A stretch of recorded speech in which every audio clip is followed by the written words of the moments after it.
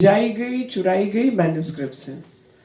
तो इससे पता चलता है कि इस देश की जो परंपराएं हैं वो ज्ञान की ही परंपराएं थी, लेकिन जो भी कारण रहे हम लोगों के बीच में, वो कारणों की वजह से पूर्व में आज़ादी के अमृत महोत्सव से पहले और उससे भी पहले जब हम आज़ादी की लड़ाई लड़ रहे थे और उससे भी पहले जब आक्रमणकर्ता हम पर आक्रमण कर रहे थे, तो देश का इतिहास अगर हम उठा के देखें तो ये लगातार होने वाली दुर्घटना के रूप में है, जो साल दर साल हमारे साथ होती रही और हमारे जो ज्ञान के भंडार थे उनको कहीं ना कहीं समाप्त करने का कार्य भी साथ साथ चलता रहा। अब आज का दिन गुड गवर्नेंस डे है, इसलिए हमने आज का दिन चुना।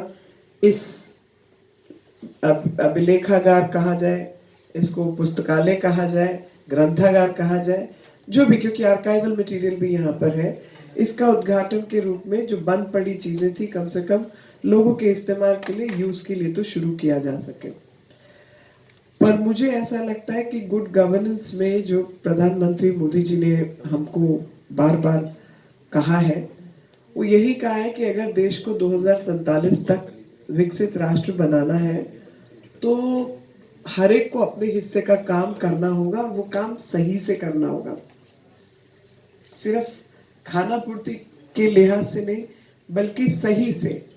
और टॉप ऑफ द लाइन हमारे पास मटेरियल हो, टॉप ऑफ द लाइन हमारे काम हो, top of the line technology को हम यूज करें और सबसे बेहतरीन तरीके से उसका प्रदर्शन करें।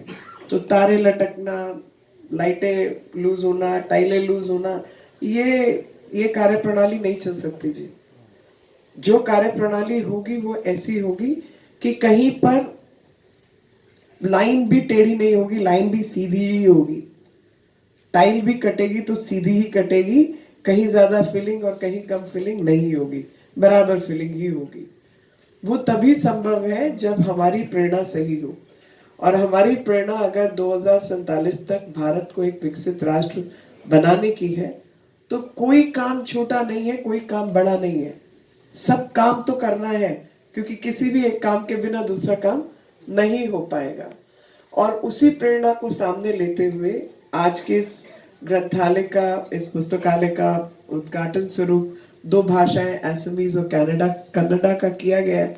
तो कन्नडा भाषा और असमीज भाषा में जितनी हमारे पास पुरानी पुरानी किताबें और बाकी सरकारी मटेरियल, जो रिपोर्ट्स हैं, सर्वेज हैं, वो सब भी आज उपलब्ध कराई गई है।